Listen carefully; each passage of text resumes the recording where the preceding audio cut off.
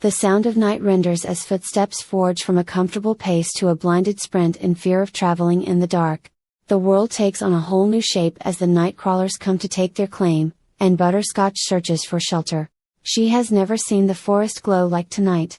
It has always beckoned her at this hour to reach its horizons, begging to be explored. What was running through Butterscotch's head seemed much more frightening to her than anything this twilight had shown, so she locked eyes with the border and was on her way to the enchanted territory. Butterscotch sits down beneath a hollow cave, as it starts to rain. Her belly grumbles. Butterscotch. Ah, score. Rainfall means cricket central. Butterscotch picks up a few rocks, searching for a buffet-style snack. She remembers foraging with her father when she was little. She shudders at the recollection of him leaving her alone for hours as a young hamster, still too young to think for herself. She would be starving all night just so he could see if she could find food on her own. If she did not succeed, she did not eat. Many nights she went to sleep hungry and confused as to why this was so important to her father and why he had to punish her in such ways. Through the trauma, a lesson was instilled. A voice inside BS' head: you will know the food is there before ever picking a rock up. Know that it is yours, and take it. Setting aside all of her emotions, Butterscotch finally spots a rock a few steps away from her shelter. She observes it carefully. Butterscotch moss is growing on the west side of this beauty. That must mean a heavenly habitat for some healthy grub. She lifts it up and discovers her hunch was correct. She should be celebrating, but instead, she sits to contemplate. Butterscotch, can't, why does it matter if I'm a girl when I can do this? Why does that matter when I can protect myself and find a harvest like this? She feasts, and continues to rant while stuffing her face. Butterscotch, with a grueling mouthful.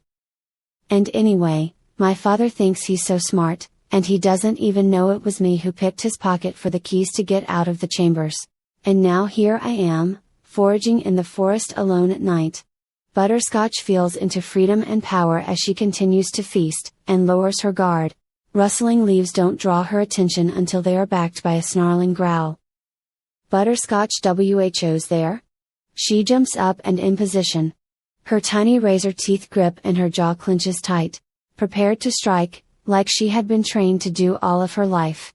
Her body vibrates in fear, her sweet disposition grows cold and rigid. She has always complained about the training she was forced to do, and it has never made her any less scared of a threat that may come her way. Possibly due to her teacher's harsh and unforgiving ways. Butterscotch believed in a more simple yet magical way of gaining power. She never understood the ineradicable strength that always had to be portrayed by her father and brother. She turns to run and takes cover back under the small cave of stone and debris. Then suddenly she is stopped. An iridescence of light travels up her body until they lock onto her pupils, which are fully dilated, and full of awe. Butterscotch screams in terror, but nothing comes out. She is voiceless. The snarling creature is warped by different elements of light and shadow. It is blaring like fire, and thin like air. Without a moment to think of it, Butterscotch begins to cast energies from beyond. The ground becomes fractals of what it was before. The same iridescence coming from the creature was spinning around Butterscotch, and once all the elements seemed to have contorted into one, Butterscotch soared 10 feet above the shadow threat. From above she could notice his figure. Slender, concaved, and very, very powerful. Butterscotch, in a daze, is that a wolf? Or? Gear Guy, what are you doing? Gear Guy spots Butterscotch from the edge of the forest.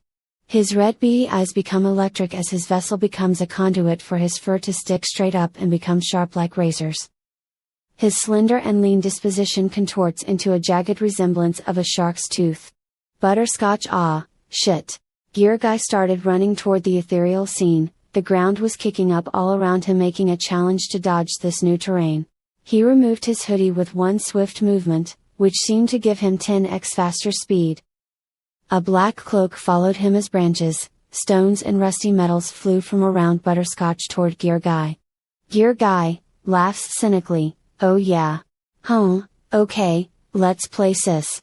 As the shards of tetanus-riddled metals rips Gear Guy some new flesh and congregates his blood cells to the very surface, he would catch them in midair, and slam them into the ground, powering up his strength to be hoisted further toward her. He leaves the physical laws behind as he drives like a tornado through the air, bouncing in between each powerful pounce of a landing.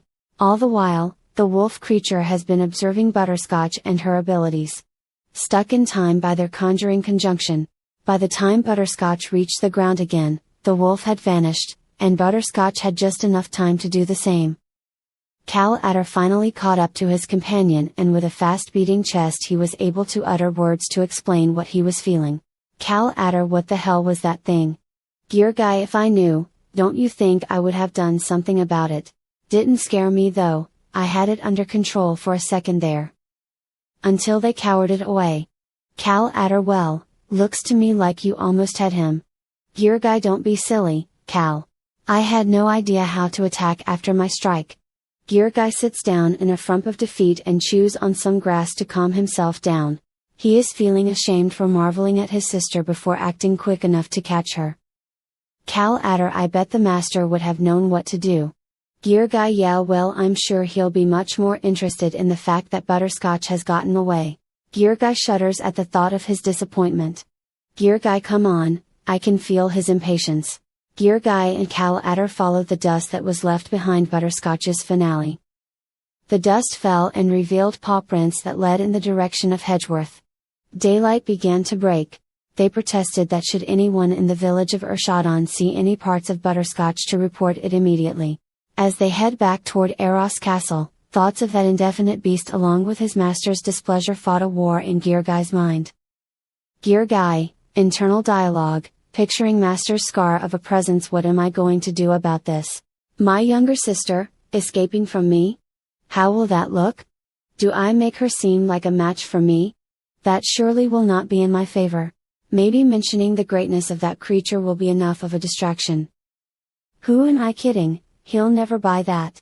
Gear Guy rips some cattail growing along the river.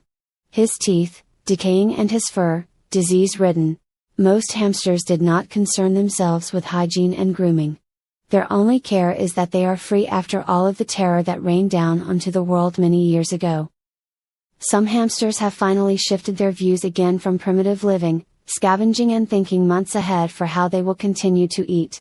To live to rule, plotting and planning, forming their own tribes and alliances in and outside of the island of Bernike, formerly known as Hilton Head. Cal Adder, constantly peeking over to his friend, feels sympathy for Gear Guy's worries, and has something take over him. He begins to sob uncontrollably, and at a pitch higher than his normal tone. A whirl of emotion captures Cal Adder's seemingly strong interior in that moment, which seemed to happen all too often. He is ridiculed by his peers for his strange assembly of expression. Cal Adder presents what it means to embody all of our faces and phases. He does not hide any away. They are all present, all the time.